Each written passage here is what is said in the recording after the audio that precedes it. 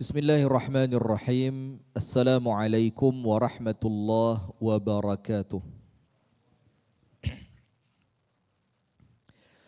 Innal hamdalillah nahmaduhu wa nasta'inuhu wa nastaghfiruhu wa nastahdihi wa natubu ilaih.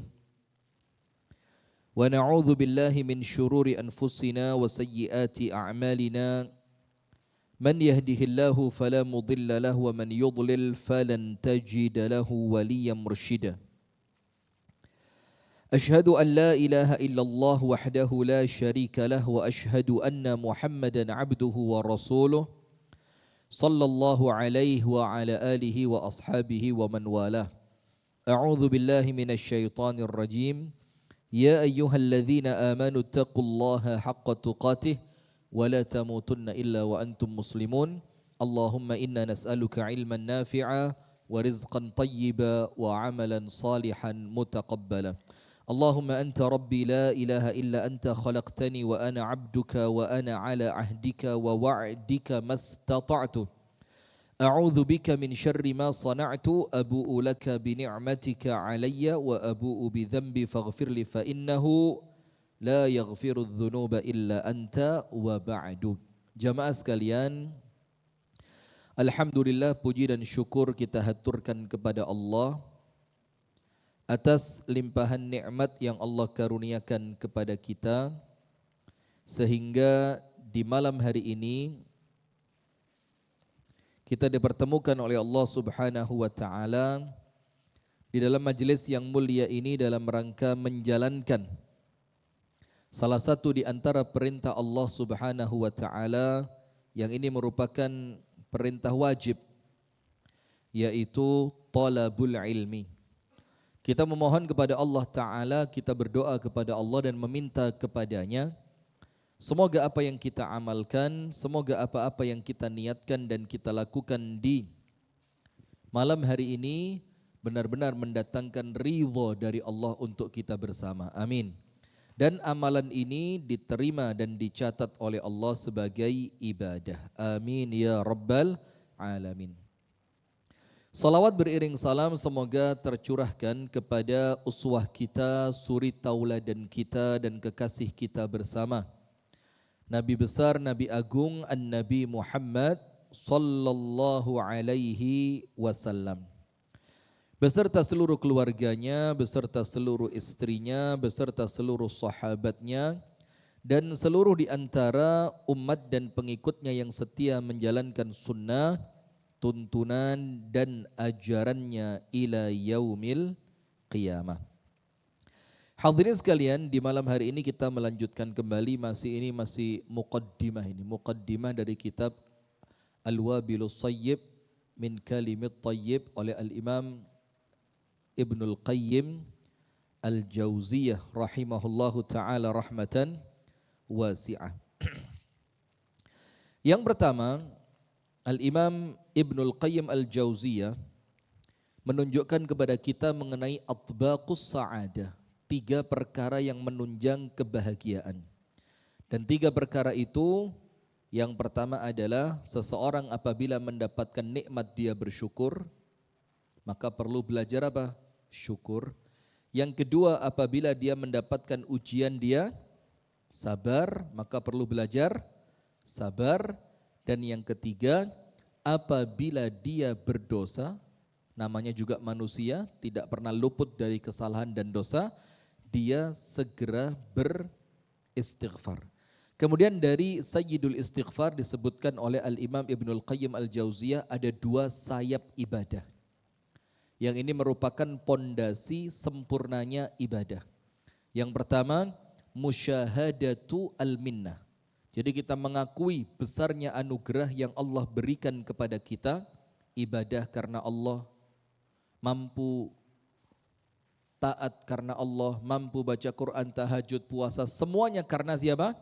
Allah. Itu namanya yang pertama, musyahadatu al-minnah, mengakui, memahami, mengerti bahwa semua kenikmatan yang kita rasakan, wabil khusus kenikmatan ibadah, itu karunia dari Allah. Dan yang kedua, mutala'atu aibin nafs, terus mengkoreksi aib-aib diri sendiri. Jadi kalau untuk Allah kita kasih yang sempurna-sempurna, untuk diri kita, kita berikan yang jelek-jelek. Wallahu ta'ala a'lam bissawab. Kemudian yang berikutnya Al-Imam Ibnul Qayyim Al-Jauziyah menunjukkan kepada kita mengenai istiqamatu al-qalbi wal jawarih. Jadi orang itu istiqamah fisiknya, amalannya itu ketika hatinya istiqamah. Maka kalau istiqamah hati dengan baik, Al-Imam Ibnul Qayyim Al-Jauziyah memberikan beberapa tips. Salah satu tips yang dikatakan oleh Ibnul Qayyim, agar hati kita istiqamah kepada Allah, maka kita harus mengagungkan siapa yang memerintahkan dan siapa yang melarang. Jadi bukan cuma melihat larangan ataupun perintahnya, tapi dilihat yang melarang siapa? Allah. Yang memerintahkan siapa? Allah. Maka ketika ada pengagungan yang merintah dan yang melarang di dalam hati, maka itu akan menjadikan kita mengagungkan perintahnya. Sehingga setelah hatinya istiqomah, fisiknya akan ikut istiqomah. Kemudian yang terakhir yang kita pelajari kemarin, al-yaqdhah li ma'rifati ma yufsidul a'mal. Harus ngeh. Ngeh itu apa? Orang kalau habis pingsan apa? Sadar. Harus sadar, harus siuman dari perkara-perkara yang merusak amal. Al-Imam Ibnul Qayyim mengatakan, salah satu di antara ciri orang beriman itu tidak hanya berpikir tentang amalannya. Ya apa bisa sholat, ya apa bisa puasa, ya apa bisa ngaji. Tapi dia lebih memikirkan apa-apa yang bisa merusak amalnya. Maka contoh dari Al-Imam Ibnul Qayyim Al-Jauziyah yang pertama, ar-riya. Contohnya apa?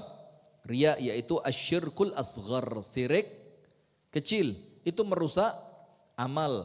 Kemudian yang kedua termasuk yang merusak amal, al-ujbu, ujub, bangga diri. Oh aku kok, saya, kalau bukan saya tidak mungkin bisa. Itu merusak amal, sebagaimana Allah Ta'ala benci kepada Qarun.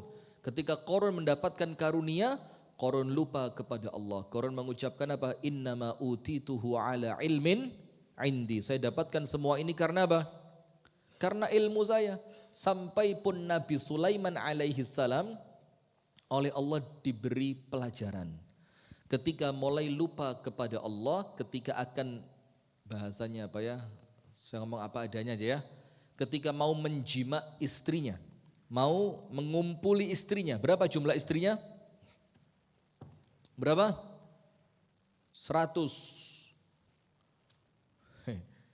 Insya Allah ini muridnya Nabi Sulaiman semua ini. Amin, amin. Amin ya Allah ya Rabbal Alamin. Ini banyak yang puasa di sini, makbul doanya ya. Ya antum enggak usah 100, 4 aja ya. Pak Nur siap? Senyumnya ini senyum, iya senyumnya beda. Kenapa? Oh ada istrinya. Nanti kalau ke Kasembon Pak Nur kita privat ya. Sudah, maka Nabi Sulaiman alaihi salam ketika dia mengatakan, aku nanti malam akan ngumpuli semua istriku dan semuanya aku pastikan hamil. Dan nanti 100 anak tadi akan menjadi pejuang di jalan Allah. Dan beliau lupa mengucapkan insya Allah. Sekedar lupa mengucapkan insya Allah, oleh Allah dihukum dalam tanda kutip. Apa hukumannya? Tidak ada seorang pun yang hamil, kecuali cuma 1, dan 1 itu pun nisfus sobi. Anaknya yang lahir apa? Dalam keadaan maaf berkebutuhan khusus. Nah, maka itu ujub bisa merusak amal. Termasuk yang merusak amal yang lain adalah sedekah, ketika ya ayyuhalladzina amanu la tubtilu sadaqatikum bil manni wal adza. Wahai orang-orang yang beriman, janganlah kalian merusak pahala sedekah kalian dengan apa? Al-man wal adza. Dengan mengungkit-ungkit pemberian dan apa? Menyakiti orang yang diberi. Jadi kalau Anda memberi sesuatu, ternyata orang yang diberi lah kok tersungging. Tersinggung. Karena mungkin bahasa panjenengan kurang sopan. Maka nota kerja jika ngerepoti wong misalkan ya. atau kalimat-kalimat yang semisal dengan itu. Akhirnya Anda sedekah campur ngelarani hati. Nah, ngelarani hati itu dalam Al-Quran dibilang al-adha, menyakiti hati orang yang dibantu. Dan itu apa? Yubtilu atau tubtilu as-sadaqah. Dia membatalkan pahala sedekah. Nah, sekarang yang baru di malam hari ini jamaah sekalian yang dirahmati oleh Allah, tadafu' al-hasanati was-sayyi'at. Surung-surungan antara kebaikan dan keburukan. Jadi sekarang Ibnul Qayyim itu cerita tentang orang yang tobat. Jadi menurut Al-Imam Ibnul Qayyim, orang itu kalau setelah tobat kemungkinannya 3. Iki lek tobatnya temenan. Kalau tobat tidak beneran, tidak masuk dalam cerita ini. Ini kalau orang taubatnya taubat yang sahihah, taubat yang shadiqah, taubat yang jujur. Kalau di dalam bahasanya namanya taubatan nasuha. Nasuh itu nasihat, ada makna nasihat. Maka orang yang taubatan nasuha itu bisa menasihati diri sendiri. Nah, maka ketika taubatnya benar, maka kemungkinannya 3. Nomor 1, jauh lebih baik dibandingkan sebelum tobat. Nomor 2, kebaikannya menyamai sebelum dia tobat. Jadi dia dulunya baik, terus Allah takdirkan dia terpeleset dalam kemaksiatan, kemudian dia tobat, akhirnya apa? Akhirnya keadaan baiknya yang lalu balik. Tapi tidak lebih baik dibanding sebelumnya, itu yang kedua. Yang ketiga, kebaikannya melemah. Sama Ibnul Qayyim dikasih contoh seperti orang yang sakit. Ada orang sakit setelah proses penyembuhan tambah sehat. Koyok gak tahu loro blas. Karena apa? Waktu sakit dia jaga pola makannya, dia jaga olahraganya, dia jaga disiplin istirahatnya. Setelah penyakitnya pergi, tubuhnya lebih sehat dibanding sebelum sakit. Maka saat itu penyakit buat dia anugerah. Saat itu penyakit untuk dia apa? Anugerah. Nomor 2, sakit, terus berobat. Ketika sembuh, tidak tambah sehat dibanding sebelum sakit. Artinya sama. Kesehatannya kembali seperti semula. Kalau yang pertama tambah apa? Tambah sehat. Seperti pulang haji begini. Pulang haji harus tambah iman, tambah sehat. Harus tambah sehat. Hatinya sehat, fisiknya sehat, pikirannya sehat. Semuanya sehat. Yang kedua, tidak tambah baik tapi tetap. Ini masih bagus ini. Karena dosa yang dia lakukan, penyakit yang menjangkiti dia tidak sampai merusak kesehatannya dia. Sehingga ketika dia pulih dari penyakitnya, kembali seperti semula.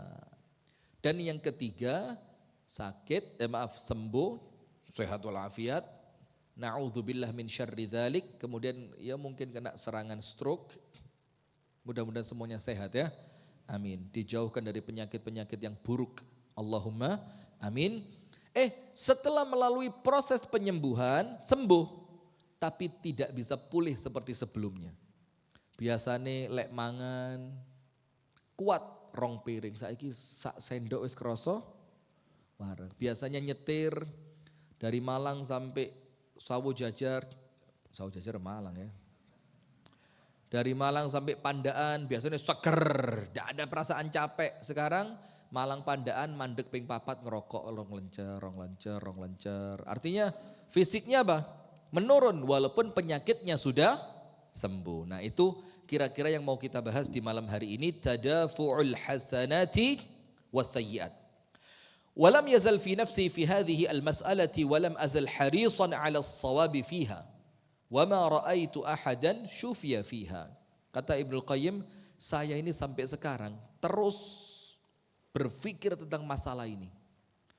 Dan saya tidak berhenti memikirkan tentang ini. Karena apa? Karena ini banyak orang-orang yang dalam kasus ini berbeda. Maka Ibnul Qayyim itu mikir, iki janis yang bener orang itu setelah tobat seharusnya seperti apa? Supaya apa? Menjadi patokan benar atau tidaknya tobat seseorang. Kalau tidak ada standarnya, wong tobat sakarepe dhewe, astagfirullah wa atubu ilaih. Setelah itu ndak tambah baik. Artinya yang penting saya sudah mengucapkan astagfirullah wa atubu, ndak bisa, maka harus ada standarnya. Apa standarnya orang itu kecepatan ya, speednya saya kurangi. Ntar tak setel sih. Kegedean didik gimana ya. Sip. Sampai mana tadi? Harus ada standar. Yang standar ini menjadi patokan. Tobatnya benar atau tidak. Tobatnya diterima atau tidak. Maka Ibnul Qayyim mengatakan, walam yazal fi nafsi min hadhil mas'alati walam azal harisan 'ala shawab. Saya terus mencari mana sih yang benar ini. Orang setelah tobat itu seharusnya seperti apa? Nah, walladzi yadhharu li, dan yang nampak untukku itu kalau dalam bahasa kitab artinya apa? Ketoke sing bener gitu loh. Yang benar menurut saya, wallahu ta'ala a'lam wa bihil musta'an wa la quwwata illa billah, tetap sekelas Ibnul Qayyim aja ketika milih di antara banyak pendapat, tetap ketika beliau pilih satu, beliau ucapkan apa? Wallahu a'lam. Artinya beliau tidak memastikan ini sing paling benar, liyane keliru. Enggak begitu ya.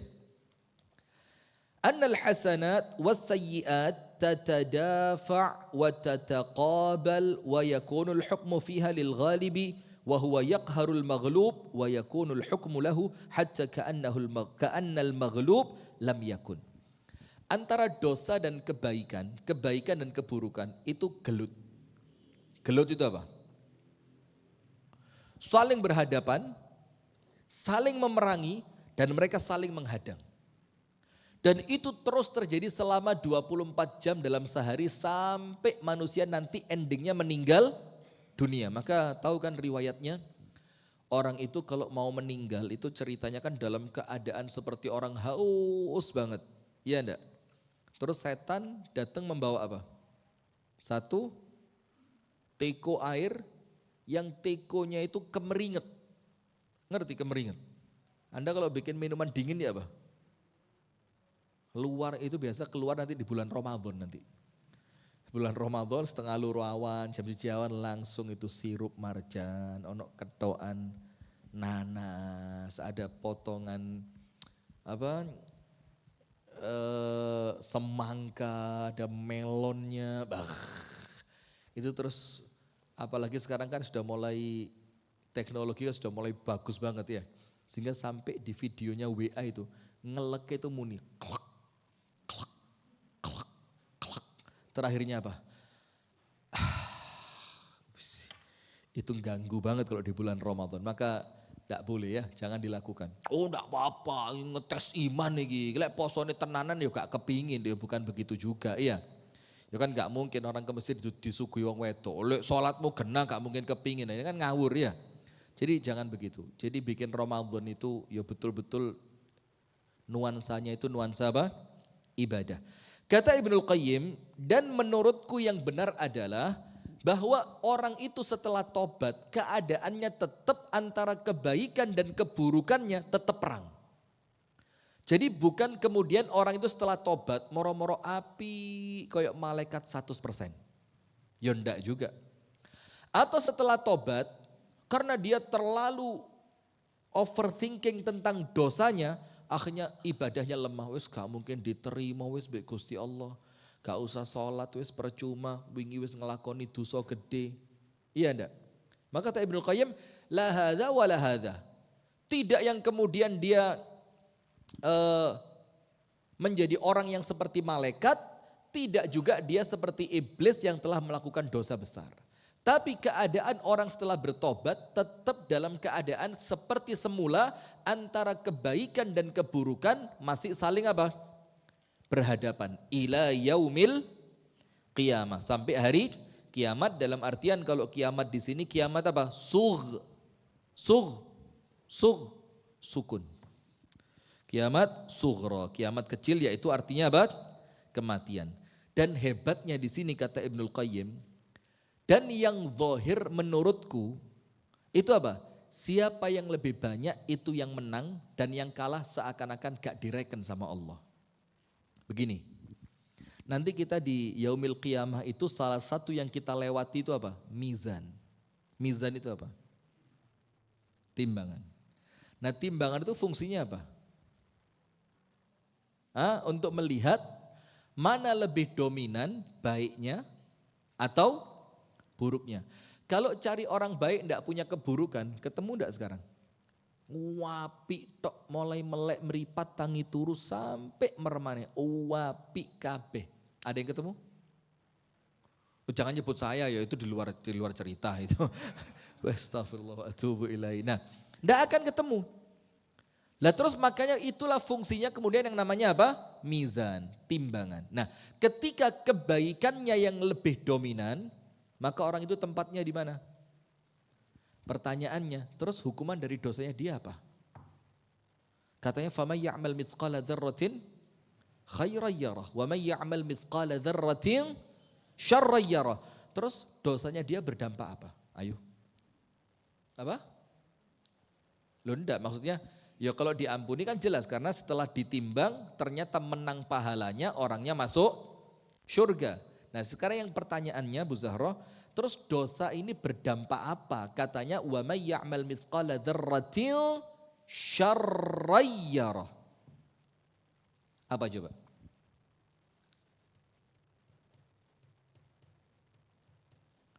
Jangan pura-pura enggak tahu ini. Ini saya bukan ngetes loh, takon loh saya ini. Siapa tahu panjenengan punya jawabannya lah kok tole-tolean. Mau rapat atau apa kita ini ya? Nah maka itulah jamaah merupakan rahmatnya Allah. Contoh. Ada seorang manusia kelak bangkit di hadapan Allah Ta'ala. Walahu tis'atan wa tis'ina sijillah. Dia punya 99 gulungan dosa. Berapa roll? 99.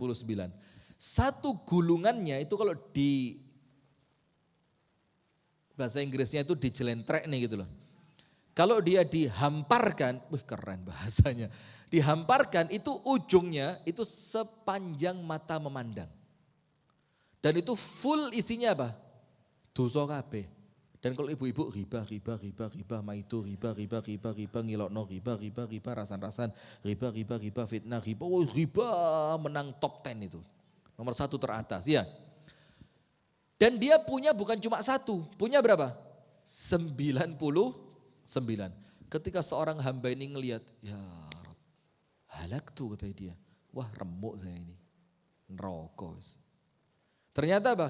Ketika dia dalam keadaan putus asa seperti itu, Allah katakan apa? Inna laka indana hasanatan. Kamu di sisi kami punya satu kebaikan. Orang ini bilang, bah mek siji. Lagi gulungannya 90 songo, isine dosa kabeh. Ini cuma hasanatan wahidah, satu kebaikan tok.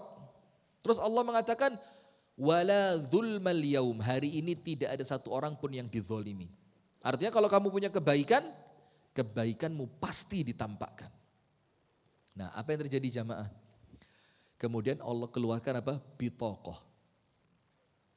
Bitokoh itu kayak KTP gitulah ya. Kayak kartu SIM, KTP, kartu apa lagi? Kartu Indonesia Sehat, kartu Indonesia Pintar. Sudah lewat waktunya ya. Kartu apa lagi sekarang? Kartu Indonesia Berani Berpoligami. Insya Allah keluar sebentar lagi, jangan khawatir.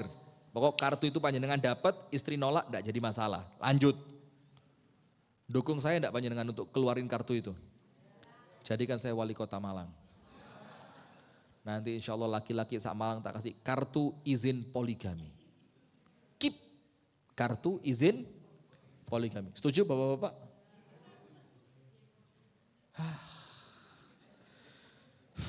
Lemah. Ini betul katanya A'agim. Kata A'agim, laki-laki itu kalau di luar rumah kayak singa. Wah, sampai rumah. Meong. Sampai rumah sudah. Meong. Enggak masalah sudah. Tapi kita bukan takut Pak, kita memuliakan. Betul ya?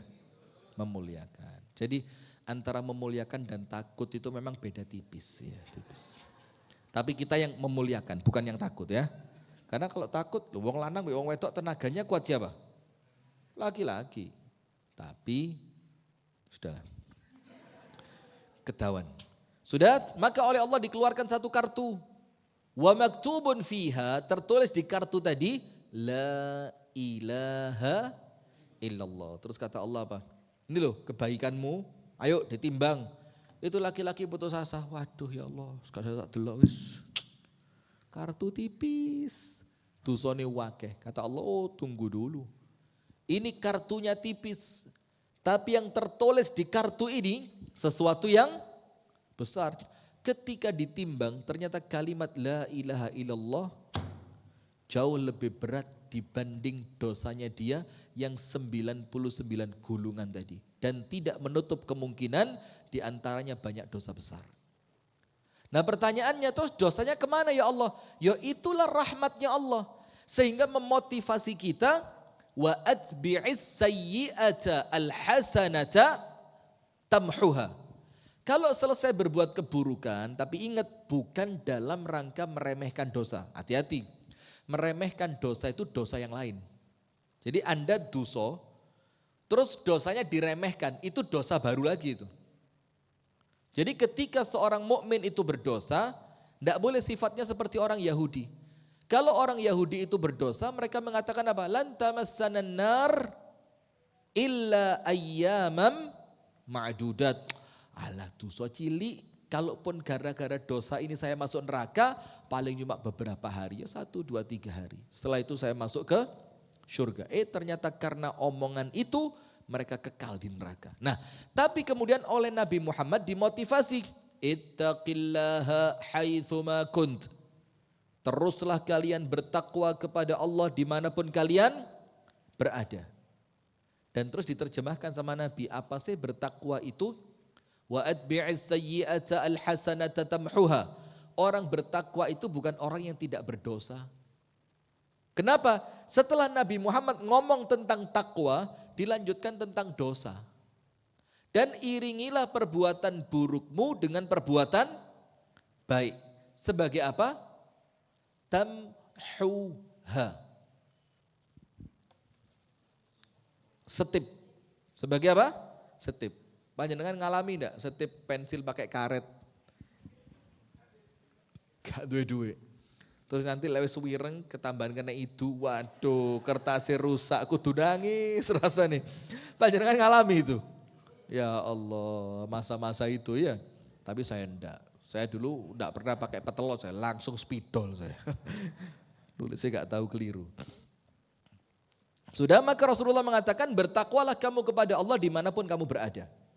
Dan iringi dosamu dengan kebaikan. Iringi perbuatan burukmu dengan kebaikan. Ditafsirkan oleh para ulama, wa atbi'is sayyi'ata istighfaran. Dan iringi dosamu dengan istighfar. Karena apa? La kabirata ma'al istighfar. Tidak ada dosa besar kalau diiringi istighfar. Cuma dalam kitab Talbis Iblis, Ibnul Jauzi, setan bisi. Alah dosamu gede, masa istighfar iso mbusek? Gak iso. Dibikin lupa sama setan bahwasannya bukan hanya untuk mbusek, tapi untuk meringankan kadar dosanya. Maka oleh Nabi Muhammad dikatakan iringi perkeburukanmu dengan kebaikan sebagai penghapusnya. Wa khaliqin nas bi khuluqin hasanin.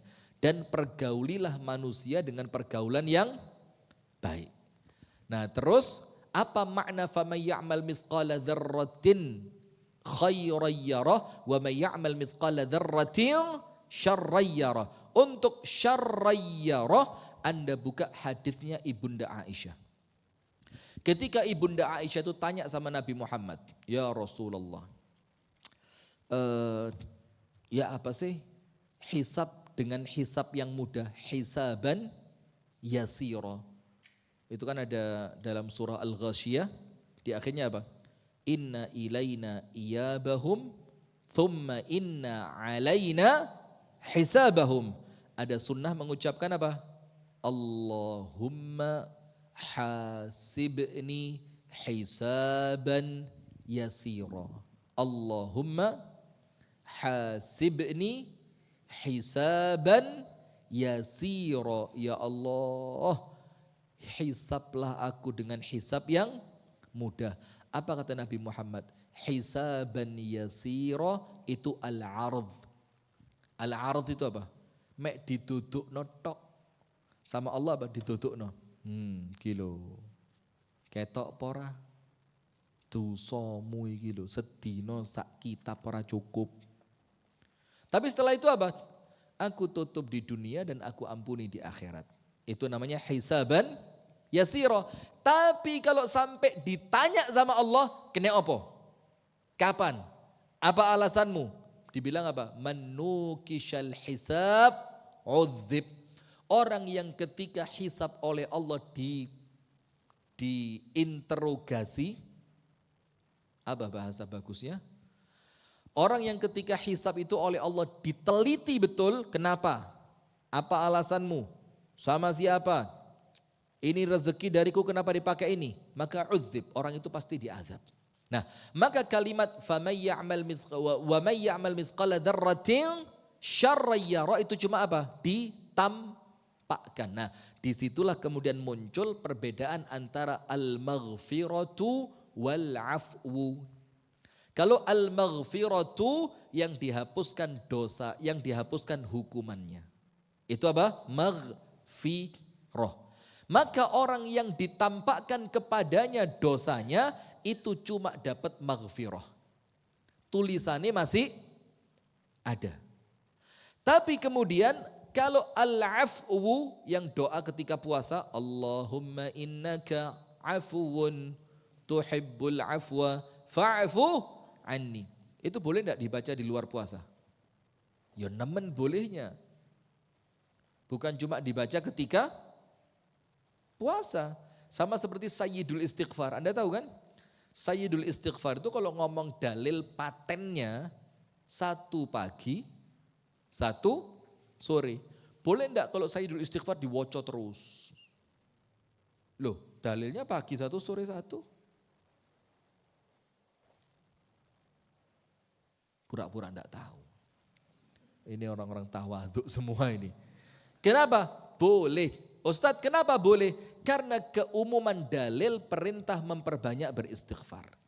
Ada dalil umum yang memerintahkan kita untuk banyak membaca istighfar. Nah, itu Sayyidul Istighfar termasuk bentuk apa? Istighfar, maka juga boleh diperbanyak. Sama juga Allahumma innaka afuwun. Kenapa? Karena sifat afunya Allah itu bukan cuma ada di bulan Ramadan, tapi di sepanjang masa sampai kita meninggal dunia. Faham sampai sini ya? Nah, sehingga di situ kata Ibnul Qayyim, maka siapa yang menang di antara keduanya, antara kebaikan dan keburukan, maka yang kalah itu dianggap sama Allah tidak ada. Itu kalau ngomong dosa. Jadi dianggap apa? Tidak ada. Misalkan dia pernah melakukan kemaksiatan, dosa-dosa kecil dia lakuin. Ngelihat bola di YouTube, keluar iklannya perempuan, tidak menutup aurat. Dia keliling kota Malang, lihat ada baliho-baliho besar, gambarnya iklan-iklan dengan wajah perempuan. Itu kan ya mau tidak mau dosa apa enggak? Dosa itu Pak. Nah sudah, maka ketika dosa-dosa itu mulai banyak, ternyata Anda sholat, Anda puasa, Anda haji. Selain sholat, puasa, haji itu menghapuskan, tapi ingat pelajaran yang kemarin, tidak semua amal kita itu oleh Allah diterima 100%. Ada orang sholat keterima cuma separuhnya. Ada orang sholat keterima cuma seperempatnya. Ada orang sholat keterima cuma sepertiganya, sampai seperlima, sampai sepersepuluh. Artinya apa?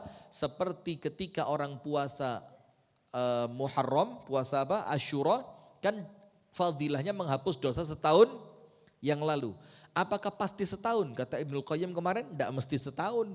Boleh jadi karena puasanya tidak sempurna, awalnya kalau sempurna diampuni setahun, karena tidak sempurna kemungkinan berkurang ya entah 4 bulan, 5 bulan, 8 bulan. Tapi tetap ada ampunannya. itulah kenapa ada puasa lain yang nutup tadi. Apa? Puasa Arafah. Kalau orang tanya, loh itu diampuni Muharram, kok diampuni Arafah lagi? Berarti dosanya minus ini. Bukan begitu. Karena adanya ibadah tambahan dengan fadilah yang sama. Kenapa malam ini saya rotok berat ya? Panjenengan ngerasa kecepatan enggak ya? Kepengen buru-buru pulang kayaknya saya ini. Maka adanya dua ibadah berbeda dengan fadilah yang sama, itu tujuannya apa? Melengkapi. Misalkan Muharramnya tidak sempurna, ampunan seharusnya setahun cuma dapat 4 bulan tok. Maka ditutupi dengan apa? Puasa Arafah. Ternyata Arafahnya tidak sempurna lagi. Arafahnya apa? Tidak sempurna lagi. Ditutupi ternyata Arafahnya yang keterima cuma 4 bulan. Yang sisanya tidak, maka itu nutupi. Itulah fungsinya. Ya, itulah apa? Fungsinya. Maka kata Ibnul Qayyim, kalau kebaikannya lebih berat dibanding keburukannya, maka keburukan sama Allah dianggap tidak ada. Tapi sebaliknya hati-hati. Kalau ternyata pas ditimbang di mizan, ditimbang, lah kok ternyata ele-elwe, oke. Apa yang terjadi? Maka baiknya itu seakan-akan tidak pernah ada dan orang itu sesuai dengan kadar dosanya disucikan di dalam api neraka ketika Allah tidak memberikan ampunan kepadanya. Tapi bisa tidak Allah ampuni? Ya nemen bisanya. Bahkan itu yang kita harapkan ya. Ketika kita sudah mulai putus asa, duh kayak neraka lagi. Aduh ya Allah balik dunia ya Allah. Ternyata apa? Jok khawatir. Al-mu'minun mahakam masuk surga semua. Masya Allah. Ketuanya siapa? Tapi tidak jadi, istri cuma satu. Ketua harus laki-laki. Yang istrinya 4. Maka kasih kriteria, ketua takmir wajib punya istri 4. Maaf, sabar. Sabar Pak Nur, ini guyon saja. Tapi kalau panjenengan serius ya saya tidak ikut-ikut lah. Sudah ya. Kemudian dikatakan oleh Ibnu Qayyim al-Jauziyah, wa yakunu al-hukmu lahu hatta ka'anna al-maghlub lam yakun. Sampai karena kebaikannya Allah supaya orang termotivasi Pak. Supaya tidak putus asa. Oh boleh saya kemarin jelek, tapi tak bayar hari ini. Saya harus baik. Maka kejelekan hari kemarin harus kalah banyak dengan kebaikan hari ini. Supaya orang termotivasi. Karena dia mikir, kalau baik saya lebih banyak, maka dosa saya oleh Allah dianggap tidak ada. Ini Ibnul Qayyim nulis begini tujuannya apa? Supaya orang tidak tertipu oleh dosanya sehingga dia sampai putus asa. Sampai ayatnya qul ya ibadiyalladzina asrafu ala anfusihim la taqnatu min rahmatillah innallaha yaghfirudz dzunuba jami'a. Ojo sampai putus asa. Sebesar apapun dosa yang kalian lakukan. Kenapa begitu? Karena Allah mengampuni semua dosa. Nah, sudah. Kemudian فَإِذَا غَلَبَتْ عَلَى الْعَبْدِ الْحَسَنَاتِ رُفِعَ حَسَنَاتُهُ الْكَثِيرَةِ سَيِّئَاتَهُ. Maka apabila seorang hamba itu kebaikannya menang luwe akeh, maka kebaikan yang banyak itu akan terangkat sampai kemudian mengalahkan keburukannya. Sama Allah diangkat. Maka dengan itu jamaah, salah satu estafet kebaikan kita kalau kita merasa umur kita wis kadung kasep, itu apa? Anak. Itu apa? Anak. Alhamdulillah, jazakallah khair. Jadi lewat siapa? Anak. Kalaupun orang tua merasa, dos kayak wangel aku ngaji meripat gak ketok. Dikai sholat rotok suwe sikil wis mulai kemeng lungguh di majelis taklim diru lek gak senden gringgingan. Iya ndak? Akhirnya apa? Akhirnya bisa dikejar lewat siapa? Lewat yang senden-senden ini. Lewat siapa? Lewat anak. Kenapa? Imam Syafi'i mengatakan al-waladu min kasbi abi, karena anak itu hasil kerja keras siapa? Orang tuanya. Maka ayat Al-Qur'an yang mengatakan wa allaisa lil insani illa ma sa'a. Manusia tidak mendapatkan apapun kecuali apa yang telah dia lakukan, kata Imam Syafi'i, kecuali anak. Ini walaupun bapaknya ndak melok ngaji, tapi anaknya ngaji, bapaknya di alam kubur ikut dapat pahala. Maka kalau punya anak harus bagaimana? Lah, bukan banyak sedikitnya, harus digembleng jadi anak soleh. Lebih bagus kalau anaknya jumlahnya juga banyak. Nah, kalau anak banyak ini kan kalau dari satu istri kan ya memang berat ya. Maka akan lebih bagus kalau istri itu memahami pentingnya banyak anak tadi. Fa inni mukatsirun bikumul umama yaumal qiyamah. Karena kata Nabi Muhammad, saya ini senang kalau nanti di hari kiamat umatku itu jumlahnya banyak. Lah kalau ini tidak bisa. Maka kalau panjenengan istrinya banyak, setiap istri anaknya 8 kali 4 berapa? 36. 32. Satu kepala 32. Sa'al mu'minun. Buat tadi kayak pilihan wali kota mukminun tok menang itu. Iya. Sudah. Kemudian saya lanjutkan dikit ya. Nanti sekalian adzan kemudian iqamat. Wa mata taba al-'abdu min as-sayyi'ah tarattaba 'ala taubatihi minha hasanat katsirah qad tarabba wa qad tazidu 'ala al-hasanah allati habitat bis-sayyi'ah. Coba lihat. Sekarang kalau ada orang tobat, kata Ibnul Qayyim, ada orang tobat dari perbuatan buruknya. Maka tobatnya itu mendatangkan pahala. Yang pahalanya dihitung dengan jumlah dosa yang dia tobat darinya. Pahalanya dihitung dari mana? Dari jumlah dosa yang dia bertobat darinya. Qad tarabba wa tazidu ala al-hasanah allati habitat bisayyi'ah. Bahkan tobat itu bisa mengembalikan pahala yang sebelumnya rusak karena dosa, bahkan bisa lebih banyak. Misalkan panjenengan sholat, setelah sholat kok rasan-rasan, pahala sholatnya hilang. Atau hasad, hasad itu kan Rasul katakan apa? Fa innal hasad ya'kulul hasanat kama ta'kulun narul hatab. Hasad itu memakan pahala, seperti api membakar kayu. Misalkan habis Anda sholat, Anda hasad sama orang, lihat orang lain, loh kok mulai itu kok pasar gelangi sak sikut. Sama ini gelang kabeh. Ternyata apa? Wesi cor. Ternyata apa? Besi cor. Ternyata di latihan gini habis kena stroke ringan, maka dia perlu apa? Pemberat. Nah sudah akhirnya hasad. Aduh kok dia sih? Kok enggak hilang aja sih? Gak apa-apa wis masih akeh yang penting menikmati gitu. Macam-macam omongannya enggak baik. Akhirnya pahala sholatnya apa? Hilang. Ternyata setelah itu dia tobat. Ya Allah, kok hati saya melakukan hasad. Terus dia nyesel, dia berazam tidak akan hasad lagi, dia tobat kepada Allah Ta'ala. Apa yang terjadi? Itu pahala sholatnya balik, bahkan sama Allah ditambahi. Ditambahi apa? Ditambahi pahala tobat. Jadi kalau pahala sholatnya 17, boleh jadi 30 karena mungkin pahala tobatnya Allah kasih 3 poin. Nah maka itu kata Ibnul Qayyim, maka jangan segen untuk tobat, jangan diwalik. Kalau gitu jangan segen berbuat dosa, ngawur. Jangan segen apa? Bertobat, karena dosa itu tidak pakai dibikin, otomatis. Sudah apa?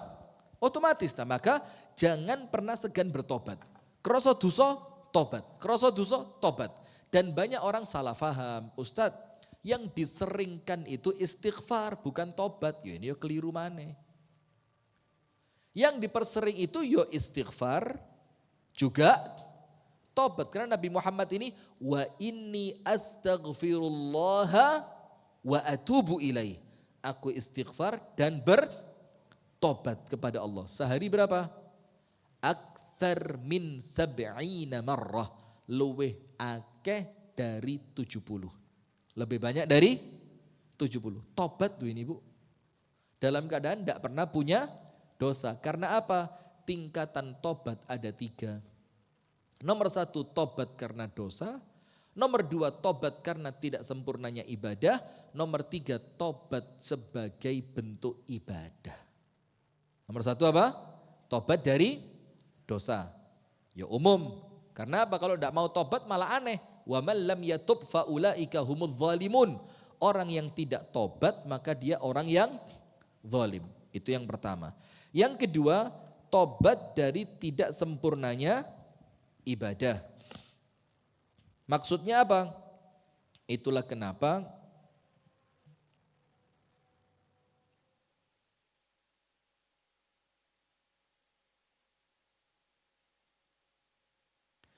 Itulah kenapa setiap kita selesai sholat, zikir pertamanya apa?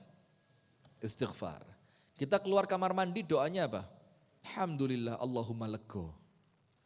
Keluar kamar mandi apa doanya? Ghufranaka. Pertanyaannya, Anda di kamar mandi habis melakukan dosa apa? Kok Anda keluar minta ampun itu loh.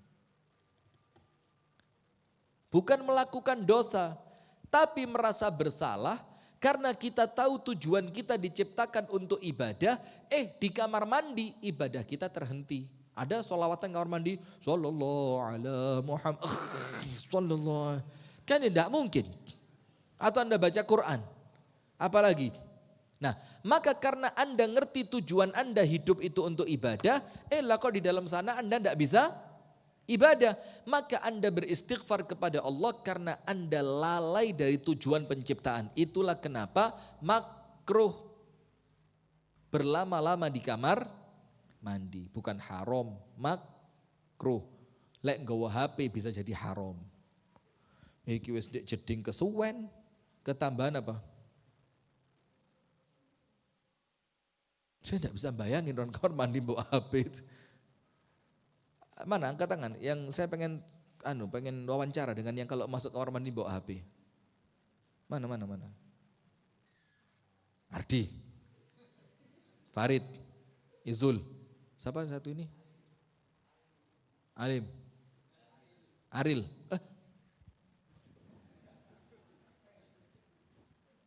Ini musibah.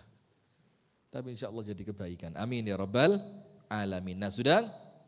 Yang ketiga, tobat dari apa?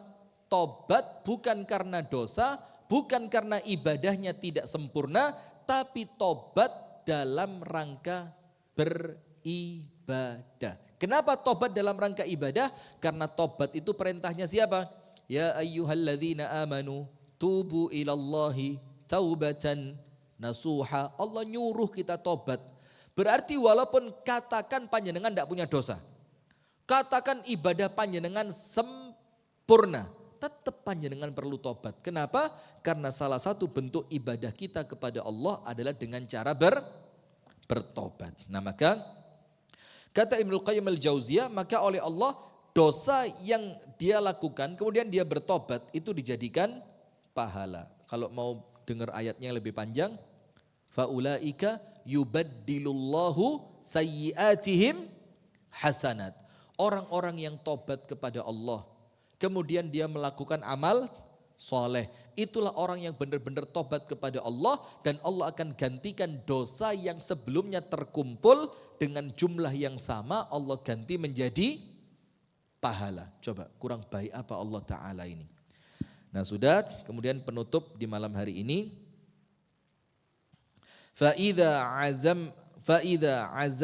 عزمت التوبة وصحت ونشأت من صميم القلب أحرقت ما مرت عليه من السيئات حتى كأنها لم تكن فإن التائب من الذنب كمن لا ذنب له. Kata Ibnu Qayyim, maka apabila azamta, kamu berazam untuk apa? Tobat. Keras kemauan saya harus tobat. Dan ternyata tobat itu benar dan dia tumbuhnya dari dalam hati. Jadi metune iku oyote ndek jerone hati, bukan tobat cuma di lisan. Orang bilang tobat apa? Tobat lombok. Saiki kepedesan. Meni golek weci siji lombok sak kilo. La haula wala quwata illa billah ya.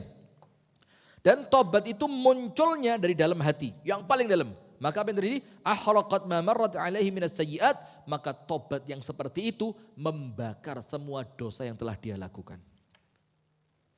Hatta ka'annaha lam takun, sampai seakan-akan oleh Allah dianggap orang itu tidak pernah berdosa sama sekali. Apa dalilnya? Rasulullah sallallahu alaihi wasallam bersabda, "Fa inna taiba minadz-dzambi kaman la dzamba lahu." Orang yang bertobat dari perbuatan dosa, Allah mencatatnya seperti orang yang tidak pernah melakukan dosa, bahkan dosa besar. Misalkan mohon maaf ya, dulu zaman muda tahu ngicipi apa Pak Supari namanya? Whisky. Kelarangan, sing murah-murah, ciu. Mungkin zaman muda dulu belum ngaji, belum kenal masjid, masih terpengaruh pergaulan. Dia mungkin senengani mabuk, main judi, na'udzubillah azanallahu wa iyyakum. Kemudian sampai nonton video yang tidak benar segala macam. Terus setelah Allah berikan ilmu dan hidayah kepada kita, terus kepingin tobat. Kemudian Anda tobat, itu buku catatan Anda, itu sama Allah dibusek kabeh dosane. Apalagi beruntungnya pas mari tobat berangkat akhirat. Teman saya bilang safar akhirah katanya. Safar ke akhirat. Saya tanya, "Aisyazad safar akhirah hadi." Ini bekalmu apa safar akhirat? Bas wahid ya ini. Cuma satu kata teman saya, apa? At-taubah. Kalau mau safar akhirat bekalnya cuma satu, apa itu? Tobat. Safar akhirat itu apa? Qaid. Coba orang itu meninggal dunia. Barakallahu fikum. Insyaallah kita lanjutkan pada pertemuan yang berikutnya. Hadanallahu wa iyyakum ajma'in.